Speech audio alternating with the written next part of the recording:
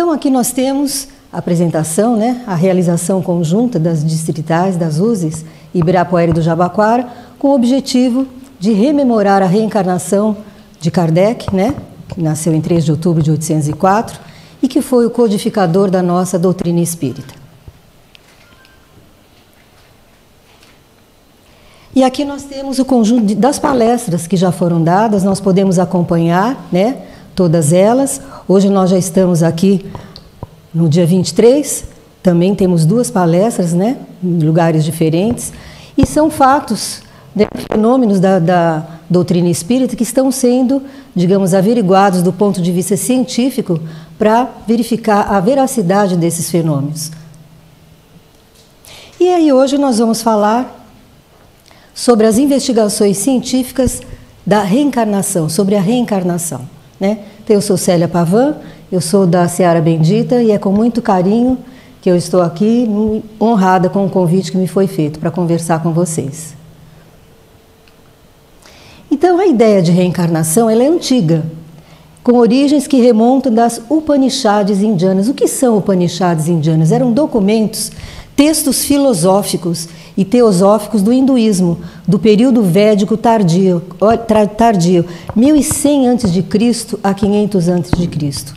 Ao mesmo tempo que essa ideia também já era discutida por filósofos gregos como Sócrates, Pitágoras, Platão, druidas celtas. Esses druidas eram sacerdotes. Então, a ideia de reencarnação já remonta há muito tempo.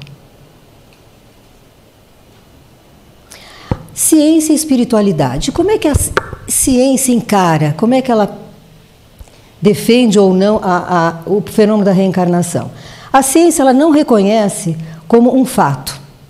Mas por quê? Por falta de provas que sigam os seus métodos. Porque nós sabemos que todas as pesquisas científicas, elas transcorrem através de métodos, né? De repetições, de métodos, de constatações. E na espiritualidade nós não temos como constatar de uma forma científica, né? Então, por falta de método. E, por outro lado, há quem defenda o dogmatismo científico, que impede a aceitação mais aberta dessas pesquisas, sugerindo que a ciência, olha que interessante, precisa adaptar seus métodos para entender a complexidade do ser. Então, vamos em frente.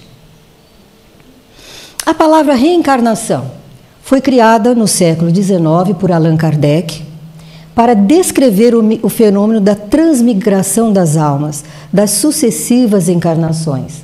Mas o conceito em si já existe há milênios, como nós já vimos, né? Embora a comunidade científica não reconheça a reencarnação como um fenômeno comprovado, a investigação científica explora possíveis explicações, reunindo casos para análise como potenciais evidências da reencarnação. Então, existem realmente evidências que são impactantes, inclusive. Nós vamos ver um pouquinho mais lá para frente. A maior autoridade mundial no estudo da reencarnação, com método científico, né, foi o psiquiatra Ian Stevenson. Ele, olha, até recente, ele desencarnou recentemente. Foi uma grande autoridade nos estudos científicos sobre a reencarnação. E as descobertas de Ian Stevenson, o imenso acervo que ele coletou de casos que sugerem reencarnação, o fizeram chegar a poucos passos das provas definitivas sobre o fenômeno. Foi professor de psiquiatria infantil, diretor da Divisão de Estudos da Personalidade, atualmente Divisão de Estudos da Percepção, da Universidade de Virgínia. Ele dedicou mais de 40 anos à pesquisa da reencarnação e escreveu mais de 200 artigos e livros fundamentais sobre esse tema. Fundador da moderna pesquisa científica de reencarnação, ele recolheu e analisou meticulosamente casos de crianças que pareciam lembrar de vidas passadas sem o auxílio de hipnose, de uma forma bastante natural. E a sua pesquisa incluía principalmente o tema da reencarnação, a problemática do relacionamento entre mente e cérebro e a continuidade da personalidade após a morte, ou seja, da vida após morte, né? A continuidade da vida após morte.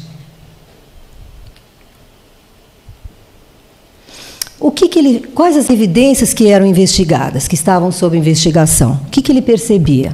Então, memórias espontâneas de crianças. Ele verificou que as suas pesquisas documentaram milhares de casos de crianças que afirmam ter memórias de vidas passadas, com detalhes específicos que não poderiam ser conhecidos de outra forma. Marcas de nascença.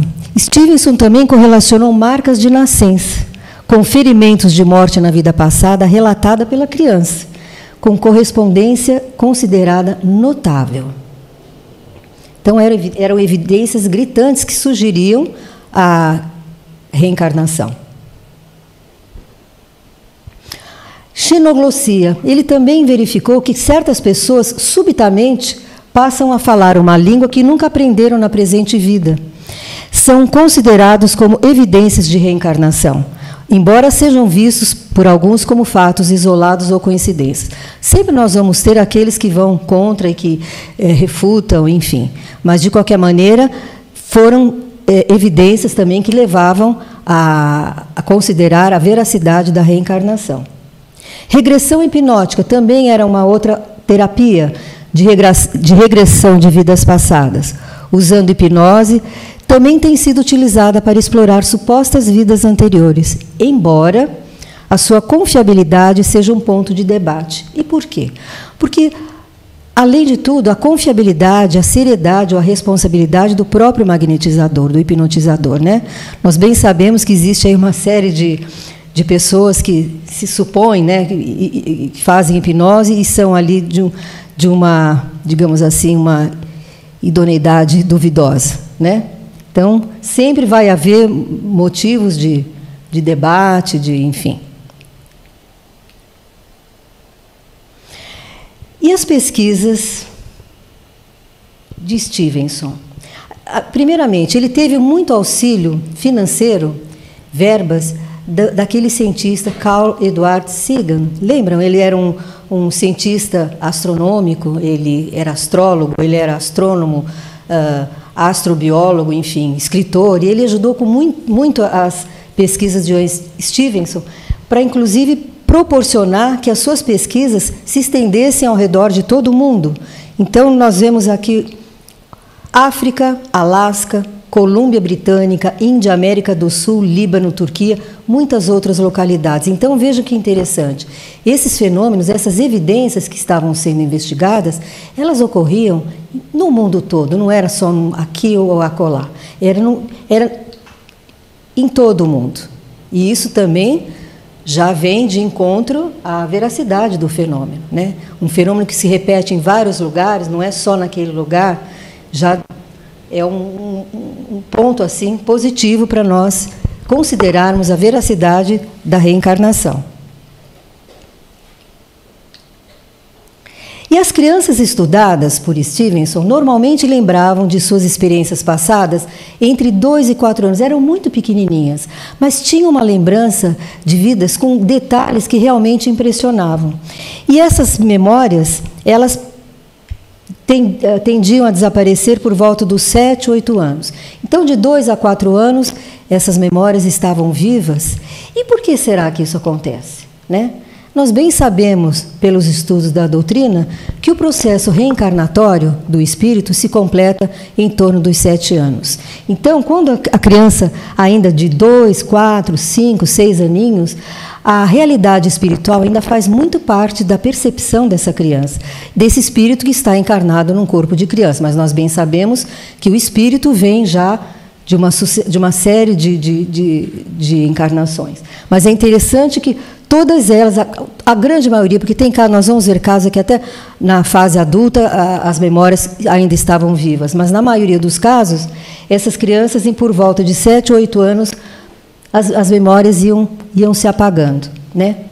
E em seus relatos, essas crianças frequentemente eles mencionavam terem morrido de forma violenta.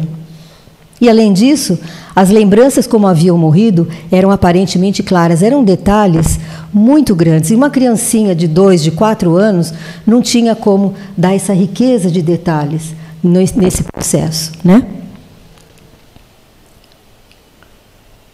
Stevenson também reuniu testemunhos, assim como registros médicos, contendo informações a respeito de sinais de nascença, defeitos de nascimento e outras evidências físicas de reencarnação. Então, o que acontece? Por exemplo, olha que interessante, aqui nós temos, aqui não dá para estar meio apagado aqui. Isso aqui é um mapa, né, da Ásia, e aqui nas costas, o mesmo mapa, uma marca de nascença. Aqui na mãozinha do bebê, a mesma marca de nascença. Então, são evidências que realmente, se não confirmam, trazem um questionamento muito grande, porque são evidências que, inclusive, algumas crianças, elas nascem com sinais, e casos que foram investigados das mortes anteriores, por exemplo, ferimentos na perna, a criança nasce com a marca de nascença na perna, ou com queimadura, enfim, é muito comum, e isso a gente vê até bem descrito nos livros de André Luiz, né? A gente vê alguns fenômenos que são descritos por André Luiz. Então, os sinais de nascença também eram evidências que levavam a essas investigações pelo Stevenson. Então, a rigorosa metodologia criada por Ian Stevenson é, por enquanto, a melhor maneira de abordar a reencarnação sob um prisma científico. Porque ele realmente utilizou um método, e ele tinha assim, uma equipe extremamente capaz, e ele tinha o rigor da metodologia científica para avaliar esses casos de reencarnação. Vocês imaginam, 40 anos de pesquisa, foram amealhados muitos e muitos dados, muitos e muitos casos de supostas reencarnações, né? E realmente livros, né? Olha, os detalhes dos casos selecionados apresentados em livros, como 20 Cases Suggestive of Reincarnation, né? Ou European Case of Reincarnation Type, sempre impressionam as mentes mais arejadas. Aqui são os livros, né? Se alguém se interessar, quiser se aprofundar, realmente são inquestionáveis essas evidências e todo esse método, como ele tratou a reencarnação. Aqui, devido ao nosso tema, nós não temos como entrar especificamente nos casos, mas realmente o Ian Stevenson ele merece toda o respeito, né, pela sua pesquisa científica, pela maneira como ele abordou essa questão, né? E o Ian Stevenson aposentou-se em 2002, deixou seu trabalho para os sucessores, Bruce Grayson e Tim Tucker. Então, esses três são as autoridades, digamos assim, responsáveis pelas pesquisas mais consideradas sérias, realmente, do ponto de vista científico, tratadas de uma maneira científica, com a metodologia que a ciência pede. E aí nós temos alguns casos para a gente contar para vocês, né? Então, a gente pode começar aqui com o caso do Carl Edon. Esse rapaz, aos 3, 4 aninhos, ele se reportava aos pais como tendo sido vítima da queda de um avião e que ele era um combatente nazista, né? E ele foi bombardear e o avião deu pane, bom, enfim, ele sofreu essa queda e ele se dizia ser um nazista.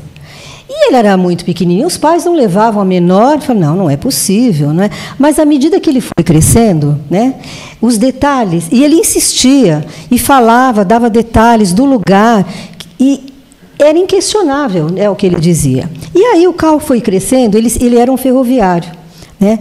Ele era um ferroviário e ele, aos 22 anos, ele foi morto por um colega de trabalho a facadas, né? E passou. Depois de algum tempo, depois de 2 anos da última desencarnação do Carl, eles encontraram realmente restos de um avião alemão, de um avião nazista, e bem próximo do lugar onde ele havia morrido, né? E não bastasse, os cientistas, todos, não só os cientistas, mas todos aqueles interessados em ver quem era aquele avião, eles encontraram uma foto desse combatente nazista, E aqui está a foto. E, incrivelmente, os dois tinham uma similaridade física que assustou, inclusive, aos pais. Inclusive, a mãe do Cal dizia assim, se o meu filho fosse vivo, ele ia dizer para mim, agora vocês acreditam em mim? Vocês duvidam que eu fui esse combatente? Então, muito interessante. Um outro caso também muito notório é o caso da Emily. A Emily foi uma menina que era filha de um casal inglês, né? E ela, desde pequenininha, com 2, 4, 5 aninhos, ela desenhava hieróglifos. Ela tinha verdadeira assim, fissura, tudo que era pelo Egito, pelas pirâmides. Os pais diziam, mas isso é coisa de criança, né? Tem criança que quer ser astronauta, sabe tudo de avião, tem criança que gosta de carro, sabe tudo de carro, é porque ela gosta. Enfim. Mas, à medida que a Emily foi crescendo, ela foi dando detalhes, ela se dizia ter sido serva e amiga de Cleópatra. Muito bem. E aí ela foi crescendo e toda a cultura do Egito, sobre tudo, ela sabia de tudo. E ela foi crescendo, e ela insistindo. Quando ela fez 18 anos, os pais disseram, vamos te levar para o Egito, para ver se a barca, se acaba um pouco essa ansiedade, essa mania, quem sabe viajando e vendo. Então, só que o que aconteceu? Quando chegou lá, ela foi levada para o Egito, realmente, foram fazer um tour lá pela a pirâmide de Gizé, se não me engano, o nome eu não sei dizer exatamente, Gizé. Quando ela entrou nessa pirâmide, porque, inclusive, ela, de pequenininha, em hieróglifos, estava escrito assim, essa sou eu, esse é o meu nome. Ela dizia que significava isso, Piquititica. Aí, quando ela estava lá nas pirâmides, o que aconteceu? Tinha lá o guia turístico, ela não só corrigiu o guia turístico, falou, não, essa informação não está muito correta. É assim, assim, assim, assim. E ela conduziu aquele pequeno grupo de turistas por um corredor, né, ali da pirâmide, e nesse corredor havia uma porta, e através passaram por essa porta e tinha um sarcófago. Era um sarcófago de alguém que tinha sido enterrada, e em cima do sarcófago estava justamente escrito, esse é o meu nome, exatamente com os hieróglifos que a menina pequenininha desenhava, desde pequenininha. E aí a mãe, novamente, os pais, né, acabaram acreditando, e todos ali acabaram acreditando. Um outro caso interessante é da Shanti Devi, é uma menininha indiana, que com 4 aninhos, ela dizia ter sido casada com alguém, ela dava o nome. Esse caso aconteceu em 1926. Perdão. Isso aconteceu em 1926, essa manifestação dela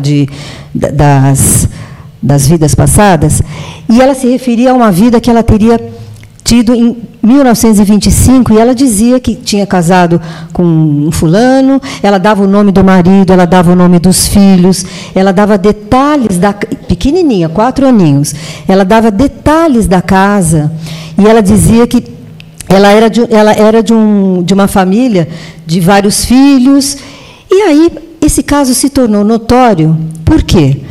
Porque foi tão assim impactante que Gandhi, naquela época, formou digamos assim, uma comissão para investigar o caso, e foram lá na cidade da menina. E realmente foi constatado, havia realmente essa família, havia aqueles filhos, tudo foi constatado de acordo com as informações da Shanti Devi. Também mais um caso que ficou muito famoso, como prova impactante, né, da reencarnação.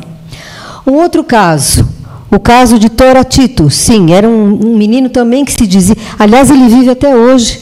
Esse caso foi até documentado na BCC... BCC ou BNC? Bom, enfim. Oi? BMC. E ele foi entrevistado. E esse menino, aos 3, 4 aninhos, ele dizia que havia sido morto por um tiro, e ele foi um homem... Porque ele era pequenininho, ele já comparava a vida que ele tinha naquela ocasião com a vida que ele tinha tido no passado. Na vida que ele havia tido no passado, ele foi um homem rico e poderoso, ele dizia. E ele questionava, não, a minha vida era melhor, porque minha casa era assim. Porque ele nasceu como Toran Tito, sim, ele era de uma família de classe mais simples. E ele se reportava àquela vida que ele tinha, né, de poder, de dinheiro, e ele se dizia ter sido dono de uma rede, de uma loja de rádios. Ele era um homem respeitado e com um patrimônio muito grande. E aí, o que aconteceu? Foram verificar realmente naquela região, naquela cidade. Ele deu até o nome, que agora é um nome difícil, indiano, de pronunciar, desse poderoso comerciante, né? E deu todos os detalhes que esse menino dava quando era pequenininho. Um outro caso, o caso das gêmeas Pollock, Gillian e Jennifer. Gillian e Jennifer também eram gêmeas de um casal da Inglaterra, e esse casal havia perdido as suas 2 filhas no acidente de carro, né? Que, no caso, eram a Jaqueline e Joana. Depois de um ano do acidente, a mãe, a Mary, engravidou de novo e deu à luz gêmeas novamente. E o pai das meninas tinha absoluta certeza de que as meninas eram Jaqueline e Joana. Por quê? Elas tinham as marcas, uma delas tinha a marca de nascença do acidente de uma delas, que era na testa e assim no abdômen, nas costas. Ela veio com essa marca de nascença, né? E tinham as mesmas atitudes, começaram a ter medo, inclusive medo de carro, mas elas tinham a mesma atitude uma com a outra, os mesmos gostos, e o pai tinha certeza de que elas eram as meninas que haviam voltado. Então, esse caso também, todos esses casos foram estudados por Stevenson também, viu, gente? E, finalmente, nós temos um outro caso, só para ilustrar, que o nosso tempo já está indo, o caso da Jenny Cockell, que até deu um filme, A Minha Vida em Outra Vida. Ela conta que ela tinha, mas aí ela já era adulta também, não era pequenininha. Ela se via em outra vida, e com 8 filhos, ela falou, olha, eu tive uma vida, eu morri e eu deixei 8 filhos. E começou a dar toda uma série de detalhes que, inclusive, intrigavam a própria família. E aí foram investigar, Ian Stevenson foi atrás dos dados também, e constataram realmente toda aquela história. Houve uma família assim, com 8 filhos, enfim. E também uma evidência bastante impactante com relação à reencarnação. E, olha, queridos, existem muitos, milhares de casos. Se vocês entrarem na internet, vocês vão ver muitos outros casos. Mas eu trouxe assim os mais relacionados, inclusive, com o pesquisador científico, que, no caso, é o Ian Stevenson, né?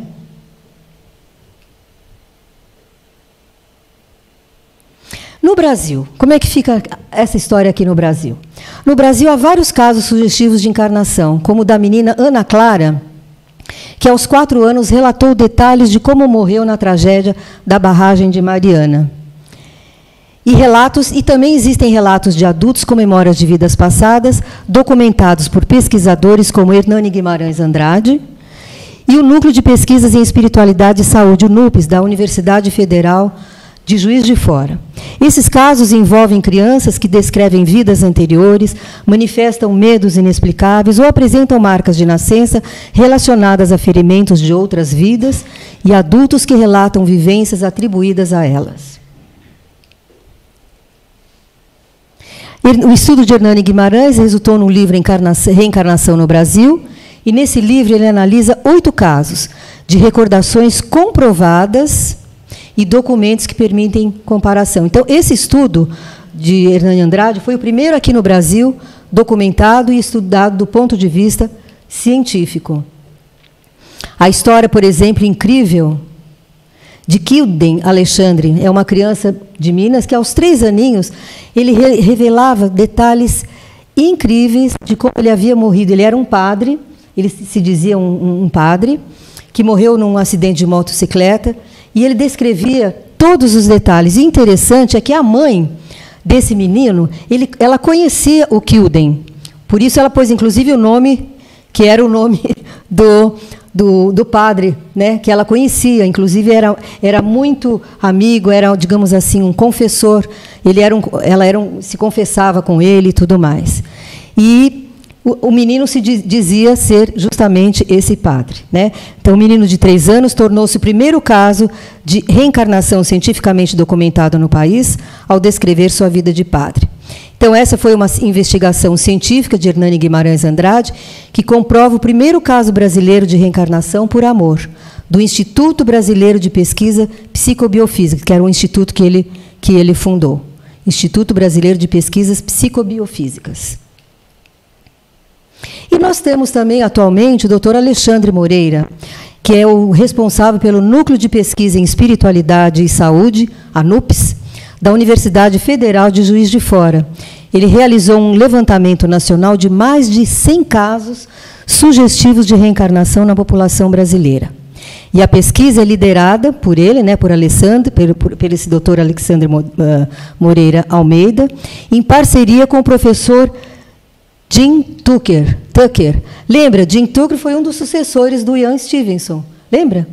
Então, da Universidade de Virgínia, nos Estados Unidos. Então, vocês vejam que é um estudo realmente muito sério, do ponto de vista científico e de verificação da veracidade da reencarnação. Desse trabalho surgiu esse livro, que é muito interessante, em conjunto com outros psiquiatras. O doutor Alexandre é um psiquiatra, né? E a doutora Mariana e Humberto também são psiquiatras, e eles, nesse livro, eles abordam não só o processo da reencarnação, o fenômeno da reencarnação, como a EQM, a experiência quase-morte e outros fenômenos do ponto de vista da doutrina espírita. Então, é um trabalho muito sério. E o Alexandre Moreira de Almeida, ele também é coordenador das sessões de espiritualidade e psiquiatria da Associação Mundial de Psiquiatria e da Associação Brasileira de Psiquiatria. E ele diz o seguinte: nosso objetivo é fazer um grande banco de casos de pessoas que relatam suposta memória de vida passada, para que possamos realmente avançar nesse entendimento. Até hoje, a maior parte das pesquisas foi feita nos Estados Unidos e na Europa. A ideia é entender como essas situações acontecem no Brasil, que características possuem e o quanto efetivamente essas memórias podem ser sugestivas e precisas em relação a uma alegada vida passada. E para terminarmos, ali no horário, podemos concluir que a doutrina da reencarnação, que consiste em admitir para o homem muitas existências sucessivas, é a única que corresponde à ideia da justiça de Deus, com respeito aos homens de condição moral inferior. A única que pode explicar o futuro e fundamentar as esperanças, pois oferece o meio de reparar as imperfeições morais através de novas provas. A razão assim nos diz, e é o que os Espíritos nos ensinam. Isso está na questão 171 do Livro dos Espíritos, Allan Kardec.